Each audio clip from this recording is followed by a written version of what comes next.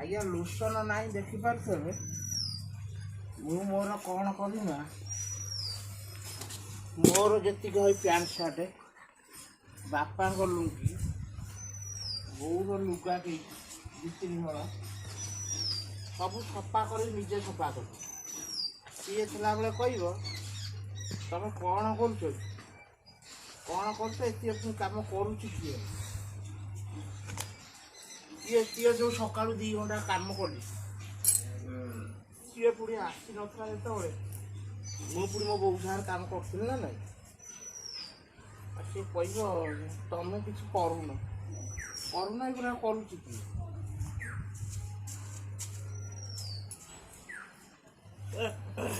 କି ମାଡ଼ୁଆଟା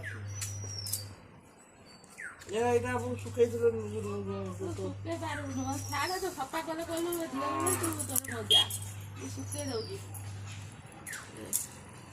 ସକାଳୁ ଆଜ୍ଞା 2 ଘଣ୍ଟା ନଷ୍ଟ ହଉନି। ମିଶନ କହିବ ତମେ ଖାଲି କିଛି କାମ କରୁନ ଖାଉଛ ପିଉଛ ସିଆଡ଼େ ବୁଲିବାକୁ ପଡ଼ିଯାଉଛ ମୋ ବୋଉ ସାଙ୍ଗରେ ଏତିକି କାମ କଲା କି?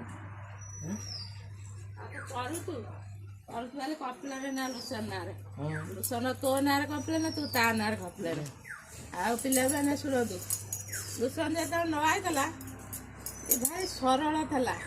ଟିକେ ବୋଲ ହାକ ମାନୁଥିଲା ଟିକେ କଥା କାମ ଧନ୍ଦା ପାଖରେ କତିରେ କରୁଥିଲା। ଯେମିତି ଲୁସନ ଆଇଛି ଟୋଟାଲି ଆଉ କାଠି ପାଚଣ ଛୁଆଇ ନେଉନି। ତମେ 2 ଜଣ ହେଲଣି ତ ଆଉ ମୁଁ ଆଉ କ'ଣ ଘରେ କାମ କରିବି। ନହେଲେ ଯେଉଁ ଆମ ଦୋଳ ସଫା ହଉ କି ଦଶହରା ସଫା ହଉ ବହୁତ ଯେତେବେଳେ ସଫା ହୁଏ ଏ ସବୁ ସାହାଯ୍ୟ କରେ।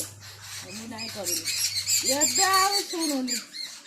ଏଇ କାଲି ଲୁସନ ନାହିଁ ବେଳେ ରାତିରେ ବାପ ପୁଅ ପିଠା କଲେ ମୋତେ ଥଣ୍ଡା ପ୍ରବଳ ଦିହ ଭଲ ନାହିଁ। ରାତିରେ ପିଠା କଲେ ଦିନରେ ଯାହା ଥିଲା ସିଏ ଲଗେଇ ଖାଇଲେ ମୋତେ ବି ଗୋଟା ଦେଲେ ସବୁ କରୁଛି। ସିଏ ଆଇଲା ମାନେ ତା ସାଙ୍ଗେ ବାଦ ଫୁଟେଇବ ମୁଁ କାହିଁ କରିବି।